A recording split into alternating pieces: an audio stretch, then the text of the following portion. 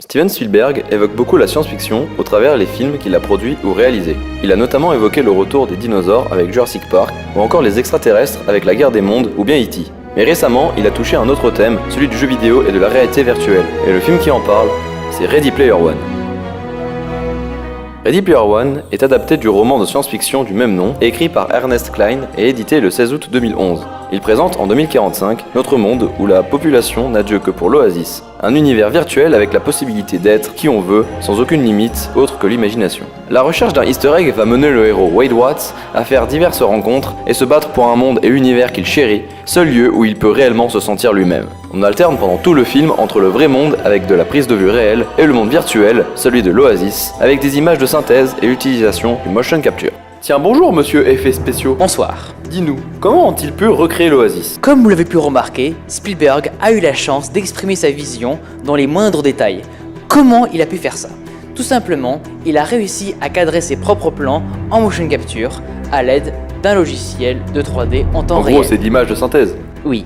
Ce monde virtuel est très présent dans le film. On y ressent tout le bon côté de ce monde impossible, empli de liberté qui comble un manque que la société réelle ne peut plus apporter. La réalité est complètement déstabilisée, toute l'économie fonctionne autour de l'oasis, et les enjeux autour de cet univers sont immenses, à tel point qu'il est la cause des conflits du film. Le film évoque toutes les facettes du monde virtuel, il en vante les bienfaits et valorise l'idée d'avoir un jour une autre réalité telle que ce monde alternatif.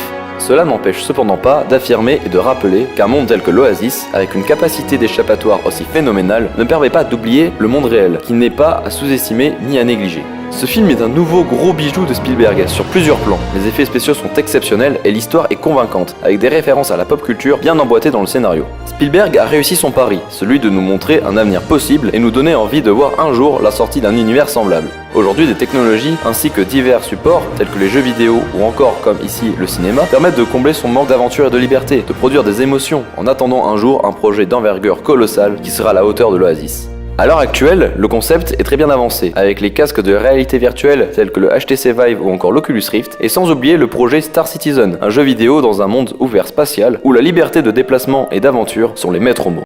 Mais, l'Oasis, est-ce une si bonne chose? Si nous créons un monde où les repères s'effacent pour laisser place aux fantasmes, l'homme risque d'oublier la réalité pour laisser place aux pixels.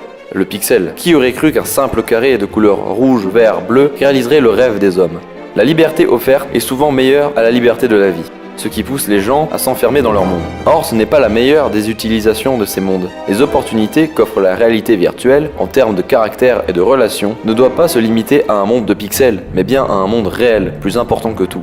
Il ne doit en aucun cas être plus important, mais en lien, en relation avec le monde réel, comme un complément, un support qui favorise les rencontres et les relations, plutôt que l'isolation physique et les discussions virtuelles qui au final n'apportent pas grand-chose.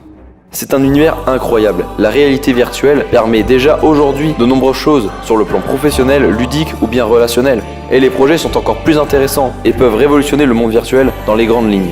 Il faut cependant faire la séparation entre les deux mondes, savoir gérer les deux, et surtout ne pas oublier de se demander, est-ce le réel ou le pixel ?